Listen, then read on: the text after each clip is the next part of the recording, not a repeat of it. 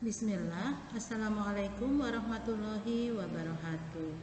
Apa kabar anak-anak ibu sekalian? Kalian sudah siap untuk belajar tema 1, Selamatkan makhluk hidup, subtema 1, Tumbuhan sahabatku. Ya, bersama Ibu Suci Lukitor ini kita akan belajar tematik untuk kelas 6. Sebelum belajar, mari kita berdoa terlebih dahulu. Anak-anakku sekalian, sebelum mulai pelajaran, siapkan bukunya, buku paket, buku tulis, dan alat-alat tulis, dan pastikan HP kalian atau laptop kalian dalam keadaan full charging. Sebelum kita mulai, Ibu akan ingatkan untuk selalu melaksanakan 4M, yaitu 1. Memakai masker, 2. Mencuci tangan, 3. Menjaga jarak, dan yang keempat, menghindari kerumunan. Anak-anakku, perhatikan berbagai tumbuhan di sekitarmu. Apa manfaat tumbuhan bagi kehidupan? Yuk kita cari tahu ya. Amatilah gambar di bawah ini. Di situ ada gambar Pak Tani sedang menyemprot tanaman supaya terbebas dari hama, sedang Ibu Tani sedang memanen wortel hasil tanaman. Anak-anak mereka bermain semuanya di pekarangan bersama binatang-binatang di sekitar. Nah, sekarang buatlah 2 pertanyaan mengenai tumbuhan sebagai sumber kehidupan. Mintalah temanmu untuk menjawabnya lalu diskusikanlah. Ternyata tumbuhan dimanfaatkan oleh manusia dan hewan sebagai bahan makanan. Jadi, tumbuhan merupakan sumber kehidupan bagi semua makhluk hidup. Ketika kalian membuat kata tanya, kalian bisa menggunakan kata tanya apa, di mana, kapan, mengapa, dan bagaimana.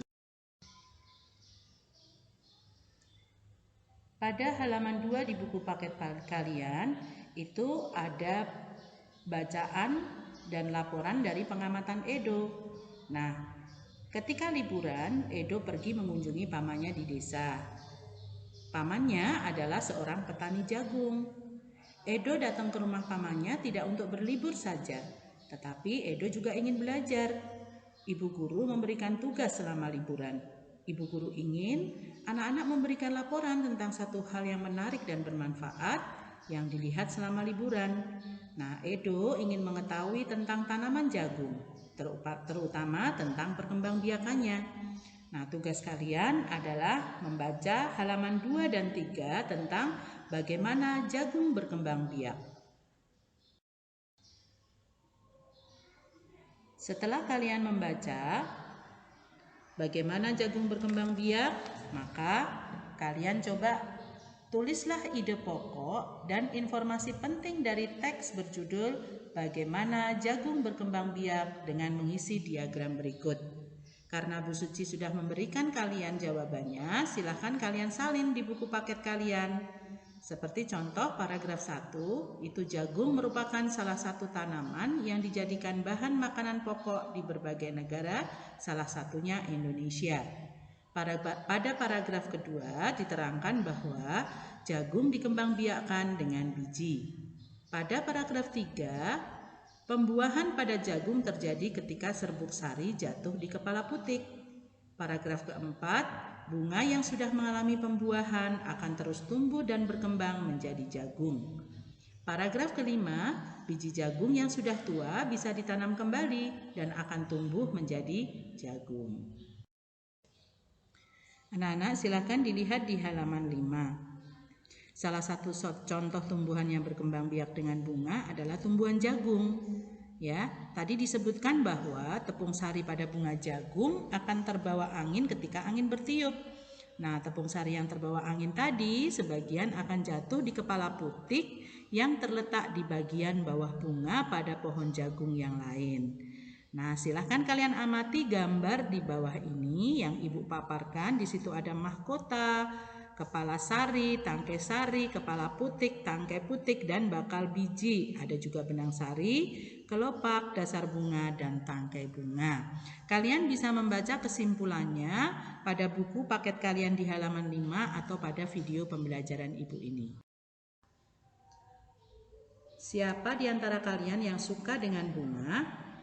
Ya, walaupun kalian laki-laki, kalian juga tetap harus menyenangi bunga, karena bunga itu kecuali indah dipandang, dia juga akan memberikan manfaat yang lain, yaitu dari tanamannya tadi mengganti karbon dioksida menjadi oksigen. Nah, kita kan tinggal di daerah tropis ya anak-anak ya. Nah, daerah tropis ini kita tinggal di daerah wilayah Asia. Ternyata di negara-negara Asia memiliki bunga yang sama dengan yang ada di negara kita. Nah, bunga yang indah bukan hanya tumbuh di Indonesia, tetapi negara lain, negara tetangga kita juga memiliki bunga yang cantik. Karena apa? Karena kondisi geografisnya sama. Jadi bunga-bunganya juga tumbuh tidak jauh berbeda jenisnya. Nah, perhatikan, bunga sepatu itu juga tumbuh di Indonesia dan Malaysia. Bunga sepatu ini bisa diambil manfaatnya sebagai pewarna. Bunga sepatu atau kita sebut dengan kembang sepatu dinamakan bunga raya atau bunga nasional di Malaysia. Nah, perhatikan juga bunga di samping ini, bunga Kamboja. Nah, bunga Kamboja juga hidup di Indonesia dan negara-negara lain. Di Bali, bunga Kamboja ini sering digunakan sebagai perlengkapan tari.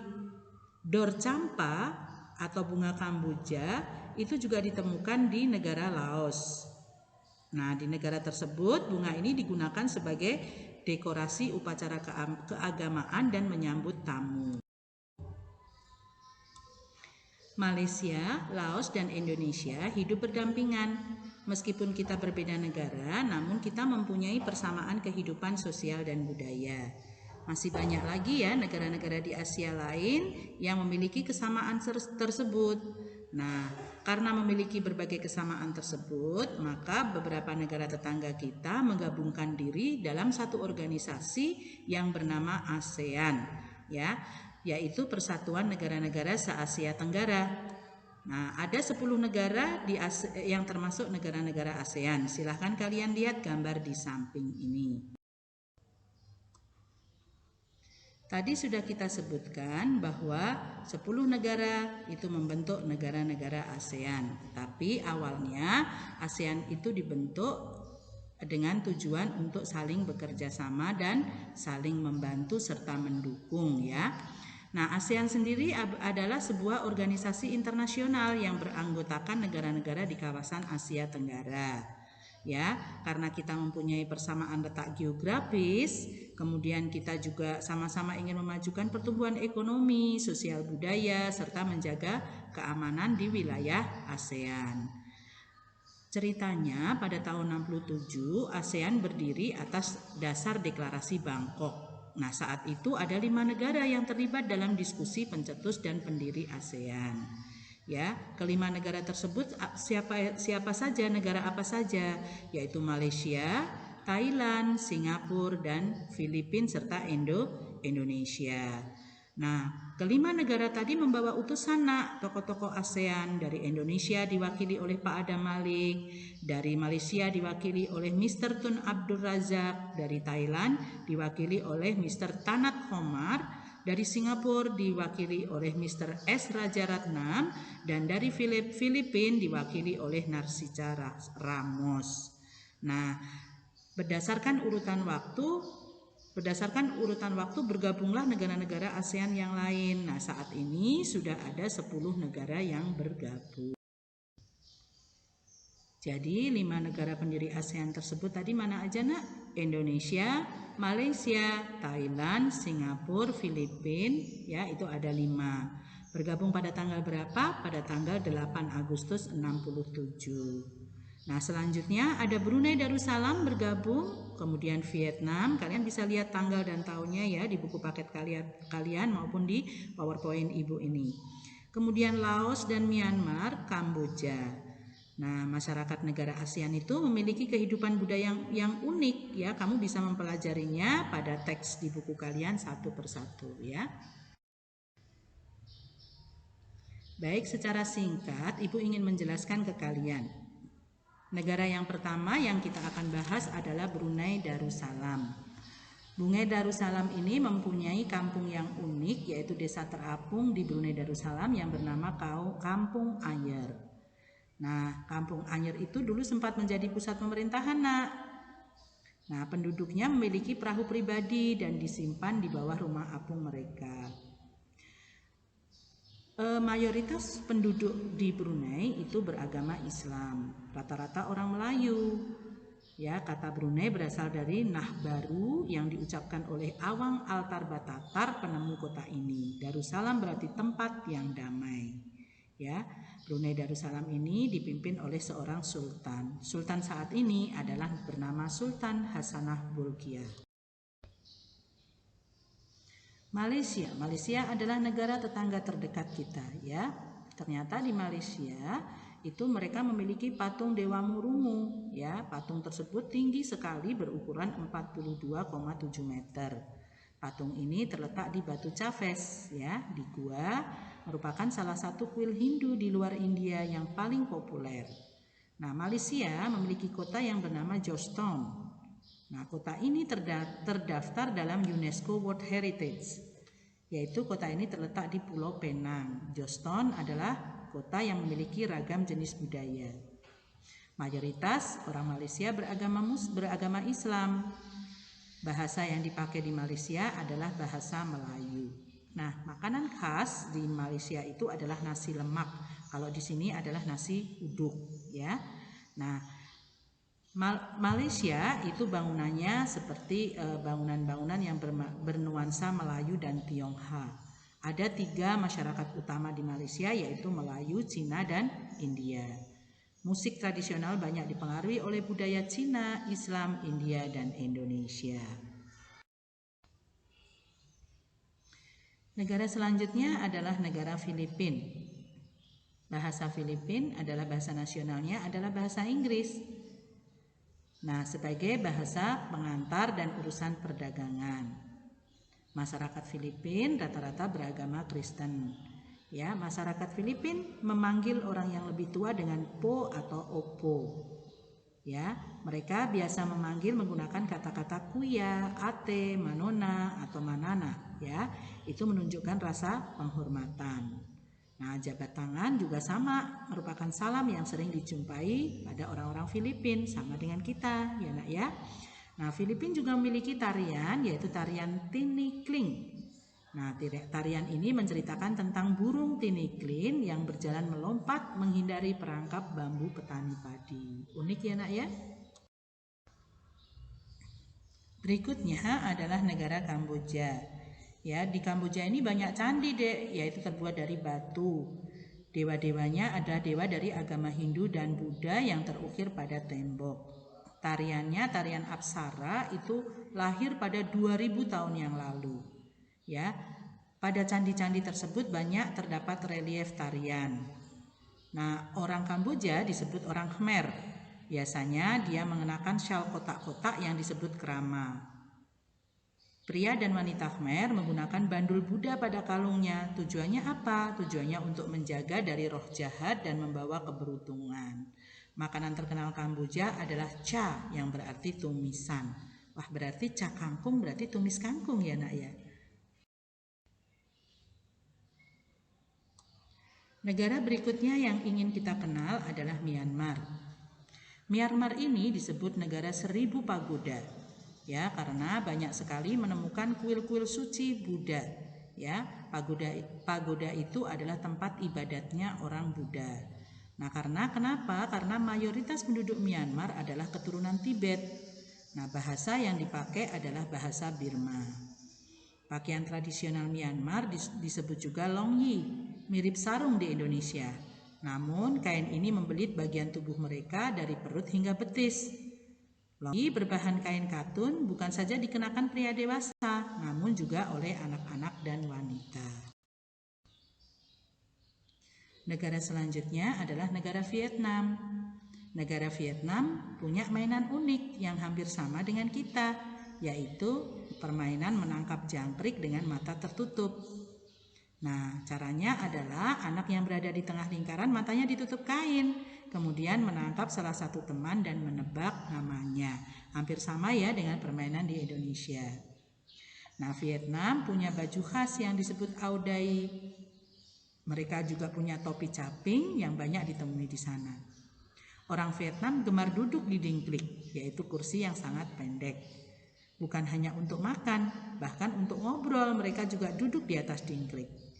Mayoritas orang Vietnam memiliki nama keluarga Nguyen. Hal ini disebabkan karena dinasti Nguyen berkuasa dari tahun 1803 sampai 1945. Nah, Nguyen ini juga merupakan dinasti terakhir di Vietnam. Laos ini berhubungan dengan seorang penemunya yang bernama Ai Lau. Orang Laos terkenal sabar dan sederhana, dan mereka juga beragama Buddha yang dianut di masyarakatnya. Olahraga tradisional di Laos adalah kuatau seperti olahraga voli, namun menggunakan kaki dan menangkap memukul bola. Bolanya terbuat dari anyaman bambu. Nah, olahraga voli ini kalau di Indonesia yang pakai kaki disebut sepak takraw. Nah, tahun baru Laos adalah Bun Pi Mai. Mereka punya kalender sendiri ya. Ketika tahun baru, semua penduduk membersihkan rumah, mengenakan pakaian baru dan mencuci patung-patung Buddha. Makanan utama bangsa Laos adalah nasi atau beras ketan yang dimakan dengan tangan langsung. Sama ya dengan kita ya nak ya. Orang Laos itu menyebut dirinya Luk Khao Nikau yang berarti anak keturunan nasi ketan. Upacara sakral pemberian sedekah atau dikenal dengan saibat merupakan upacara di Laos. Para biksu biasanya membawa bakul kecil nak mengitari sebagian kecil kota untuk menerima sedekah dari penduduk setempat yang beragama Buddha. Selanjutnya kita akan mengenal negara Singapura. Singapura memiliki lambang Merlion. Merlion adalah patung berkepala singa dan berbadan ikan. Kita sering lihat ya, patung singanya mengeluarkan air. Nah, mengapa mereka menggunakan lambang ini? Karena menurut mitos, Singapura dulunya adalah kampung ikan. Kampung ikan ini bernama Temasek yang berasal dari bahasa Jawa yang artinya adalah lautan. Nah, Singapura berasal dari bahasa Sanskerta yang berarti kota singa. Penduduk Singapura bermacam-macam ya nak. Ada Cina, Melayu, India, Eropa. Nah, kaum Baba itu disebut juga keturunan Cina Melayu. Singapura memiliki 4 bahasa resmi yaitu Melayu, Mandarin, Inggris, dan Tamil. Nah, masyarakat Singapura memiliki budaya jalan kaki. Setiap 80% masyarakatnya memilih untuk berjalan kaki kemana-mana. Hal ini disebabkan harga kendaraan mobil dan bahan bakar sangat mahal. Kepiting cabai adalah makanan yang sangat digemari masyarakat Singapura. Negara berikutnya adalah negara Thailand. Thailand adalah satu-satunya negara di ASEAN yang tidak pernah dijajah bangsa Eropa. Thailand dalam bahasa Thai adalah Pratet Thai yang artinya tanah kebebasan. Ya, sejak tahun 1800-an Thaila Ramakin adalah cerita nasional Thailand yang mempengaruhi kehidupan masyarakat. Di Thailand, kepala adalah bagian tubuh yang paling dihormati. Tidak ada yang berani menyentuh kepala, bahkan kepala anak-anak. Sebaliknya, bagian kaki dianggap bagian yang paling hina karena dipakai sebagai alat untuk menapak di tanah. Oleh sebab itu, kaki tidak boleh dihadapkan ke patung suci atau ke orang lain. Indonesia dan Thailand memiliki tradisi minum teh. Di beberapa daerah di Indonesia memiliki kebiasaan minum teh yang dilakukan secara turun-temurun. Salah satunya adalah teh yang diseduh di poci. Oleh sebab itu, teh tersebut dinamakan teh poci. Di Thailand, teh disajikan dengan susu dan rempah-rempah. Teh ini disebut Thai iced tea dan disajikan dengan dingin. Aduh, nikmat sekali ya nak ya. Nah, demikianlah pembelajaran dari tema 1 subtema 1 hari ini. Kita belajar tentang cara membuat kalimat, kemudian kita belajar tentang ide pokok ya. Terus kemudian kita juga belajar tentang bagaimana penyerbukan. Terus yang terakhir tadi kita belajar mengenal negara-negara di ASEAN dan budaya-budayanya. Ya, anak-anakku sekalian, silahkan dicatat bagian-bagian atau poin-poin penting yang telah kalian lihat dalam video pembelajaran Ibu. Jangan lupa selalu ingat 4M, ya, yaitu menggunakan masker, mencuci tangan, menjaga jarak, dan menghindari kerumunan. Selalu sehat, ya. Kemudian tidak usah keluar rumah apabila tidak penting sekali. Jaga makanan, pola tidur, dan jangan lupa selalu belajar. Cukup sampai di sini, Ibu tutup dengan Assalamualaikum warahmatullahi wabarakatuh.